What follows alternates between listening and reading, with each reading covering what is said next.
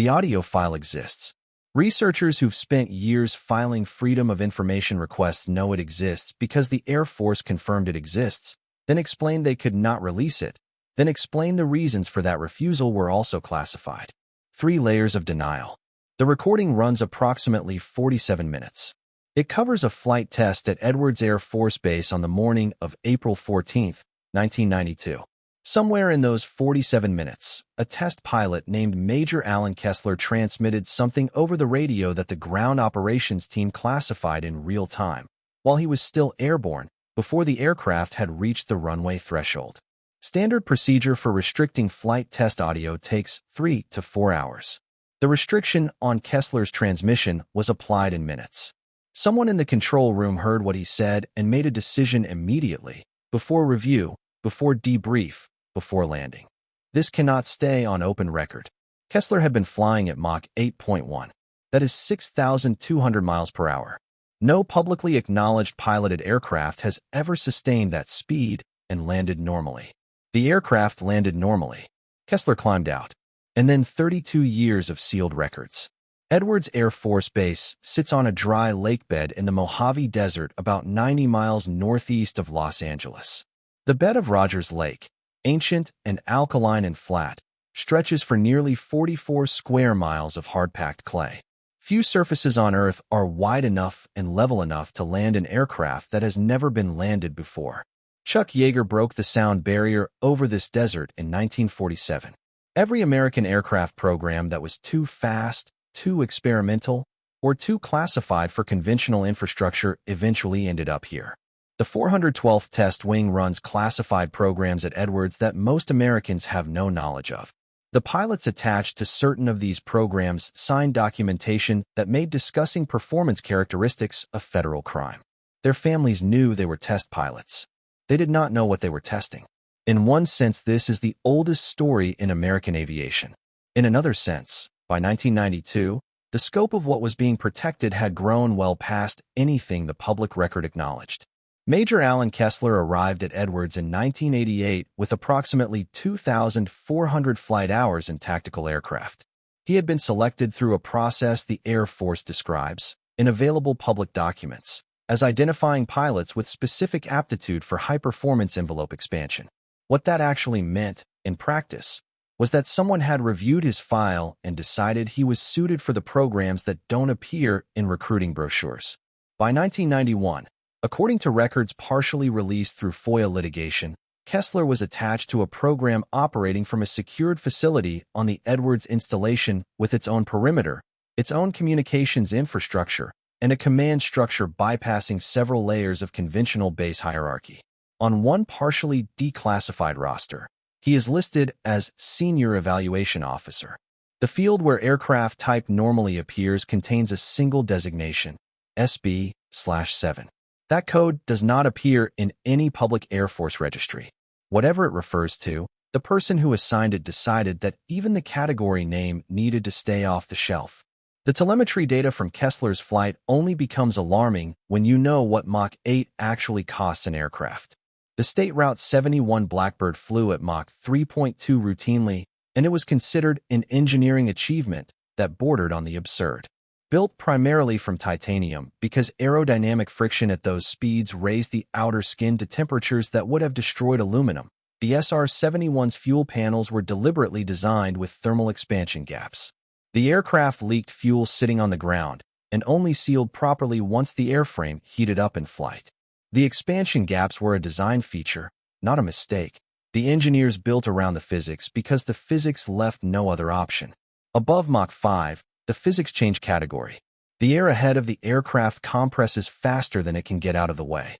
The resulting bow shock at the leading edges generates heat that climbs toward the structural tolerance limits of titanium alloys. The X-15, a rocket-powered research vehicle that NASA and Air Force pilots flew to the edge of space in the 1960s, reached Mach 6.7 on its fastest run in October 1967. That record has stood on the official books for nearly 60 years because no publicly acknowledged piloted aircraft has gone faster and produced a recoverable data set. The structural margins at Mach 6.7 were already tight enough that engineers ran catastrophic failure scenarios as a standard pre-flight calculation. Mach 8.1 is roughly 6,200 miles per hour. At standard test altitudes, the aerodynamic heating on leading-edge surfaces at that velocity approaches 2,000 degrees Fahrenheit. Titanium melts at roughly 3,000 degrees. The margin between flying and structural failure at those conditions, with conventional aerospace materials, is measured in seconds. In the early 1990s, Lockheed Skunk Works and various aerospace research programs had been working on materials designed for hypersonic applications. Ceramics, metal matrix composites, carbon-carbon structures derived from space shuttle tile research. Some had been tested in wind tunnels and on small-scale vehicles. Whether any of them had reached production maturity for a full-scale piloted aircraft by 1992, certified and flight-ready, is not a question with a public answer. The answer exists somewhere. It is classified. Before Kessler's flight, the fastest operational aircraft in any public inventory was the State Route 71, and the Air Force had already retired it once before reinstating it in 1995. The fastest acknowledged flight test was the X-15 record from 1967. Between those two data points and Kessler's telemetry sits a gap of roughly 1.4 Mach numbers that no acknowledged program has ever explained. Someone built something that closed that gap, and the closing happened over the California desert on a Tuesday morning in April, and the only person who can say how it felt to be inside when it happened has a classified recording where his words used to be. There is one physical condition under which Mach 8.1 becomes survivable with early 1990s technology: very high altitude. Above 80,000 feet, the atmosphere is thin enough that aerodynamic heating is substantially reduced at the same velocity. Ballistic reentry vehicles use this principle. So does every crewed spacecraft that has returned from orbit. The telemetry records from the 2019 document leak do not include altitude data. That field was redacted before the documents were produced in the contractor litigation. The one parameter that would explain the most is the one that was removed. What the telemetry does show is a sustained Mach 8.1 velocity for approximately 11 seconds, followed by a coherent deceleration profile. Instrument glitches produce single anomalous spikes. They do not produce 11 seconds of clean, consistent data with a controlled deceleration curve afterward.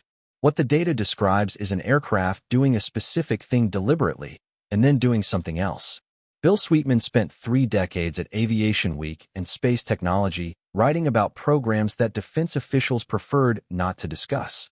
His 1993 book on what he identified as the Aurora program is the most detailed public account of a hypersonic aircraft the Defense Department has never officially confirmed exists. It is also the most credible because Sweetman's methodology was boring and thorough, which is the only kind that works on this subject. The trail started with a number. In the Pentagon's fiscal year 1986 budget request, under classified Air Force programs, a line item labeled Aurora carried a funding allocation of $455 million. For reference, that is the kind of number associated with a mature program in active development, not a conceptual study. The name appeared once. It did not appear in subsequent years because, as Sweetman documented across multiple articles, programs that migrate into the deeper classification tiers are frequently recoded under different designations or absorbed into other budget categories, where they become invisible to standard public analysis. The money doesn't disappear. The label does. Starting in the late 1980s, civilian observers along the California coast began reporting contrail patterns they could not identify, not the standard condensation trails of commercial aircraft. Segmented, pulsing patterns described repeatedly and independently as donuts on a rope, a configuration that some aerospace analysts associated with pulse detonation wave engine exhaust. Pulse detonation is a propulsion concept theoretically capable of hypersonic speeds. No country had officially fielded a production aircraft using it. In Southern California between 1991 and 1993, residents in a corridor running from the Mojave Desert to the Pacific coast reported sonic booms at irregular hours. Some at 3 a.m., some at 5 a.m. on Saturday mornings, rattling windows across 3 counties. The Los Angeles Times ran multiple stories. The FAA confirmed the events had not originated from any civilian aircraft. The Air Force offered no comment beyond acknowledging that Edwards conducts flight test operations. Seismologists at Caltech monitoring the region recorded the events as ground tremors consistent with a single, very large sonic boom rather than an earthquake signature. They logged at least 11 separate incidents across 2 years. Nobody identified the source. A geologist named Jim Morey at the USGS Pasadena office studied the waveform data from several of the events and noted the signature was unlike any aircraft boom his instruments had previously recorded from known test aircraft operating out of Edwards. He published a brief note on the subject in 1993. It received almost no attention. Morey's note sat in the seismological literature for years until Sweetman and a handful of other aviation analysts found it and worked backward from the waveform data to estimate what kind of vehicle could produce that specific signature at that specific ground track altitude. The numbers pointed towards something at very high altitude, very high speed, and with a propulsion cycle that pulsed rather than burned continuously. In 1989, Chris Gibson was working on an oil rig in the North Sea. Gibson was not guessing. He held formal aircraft recognition qualifications through the Royal Observer Corps, which is a structured training and certification program. He observed a formation, a USAF tanker, 2 F-111s flying escort, and a fourth aircraft he had never seen and could not identify. Triangular planform, clean lines, moving fast enough that the tanker was operating at or above its standard cruise ceiling to hold position in the formation. Gibson drew a sketch, filed a formal report. His recognition credentials were not challenged. The aircraft he described matched nothing in any publicly known inventory from any nation in 1989. Sweetman's assessment, stated plainly across 3 decades of reporting. The program was real, was operational during the period that includes Kessler's April 1992 flight, and has been protected with a consistency that goes beyond standard program security.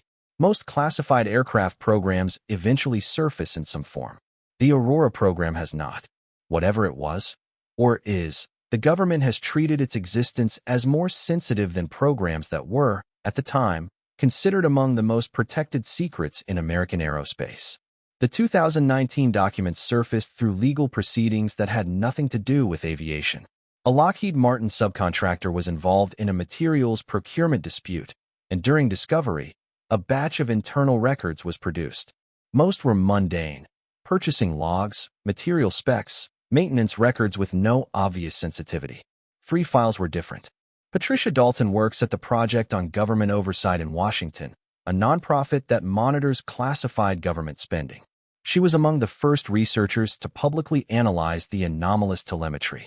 Her assessment, published in early 2020, found performance data in those 3 files that did not correspond to any acknowledged aircraft program.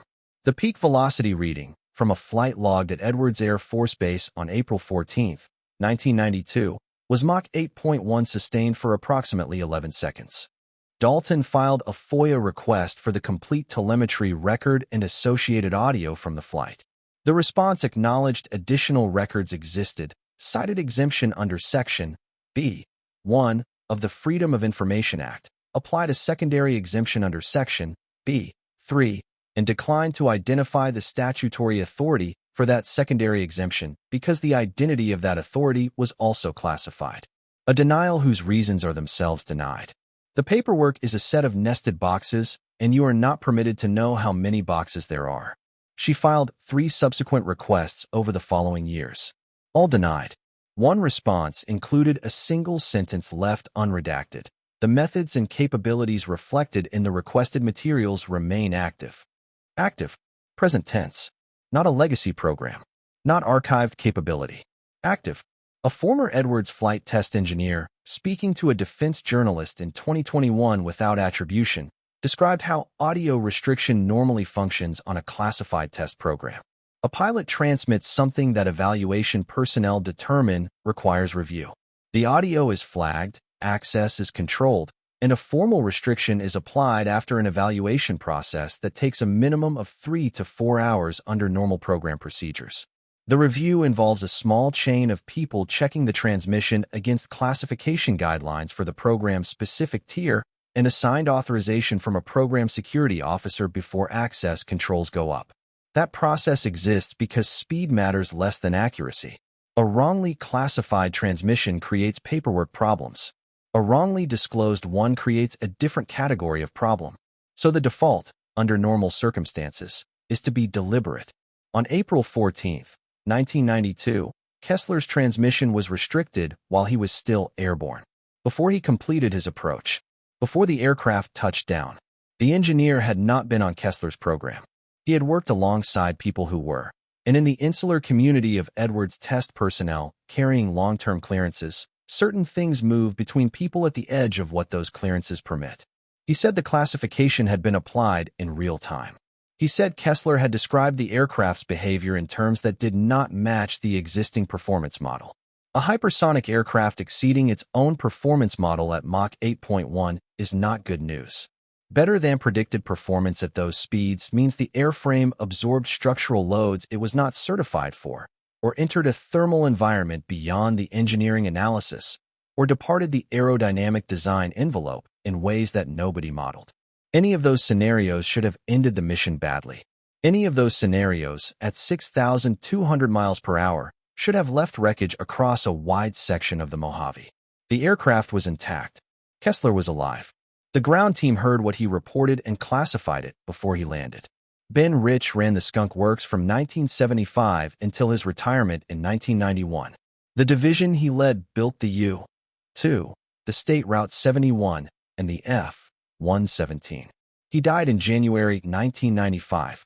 In the final years of his life, he gave occasional talks and wrote occasional letters in which his former colleagues have described his statements as calibrated hints from a man who knew exactly what he was and was not permitted to say. At a UCLA alumni event in 1993, Rich said, "We already have the means to travel among the stars, but these technologies are locked up in black budget projects, and it would take an act of God to ever get them out to benefit humanity."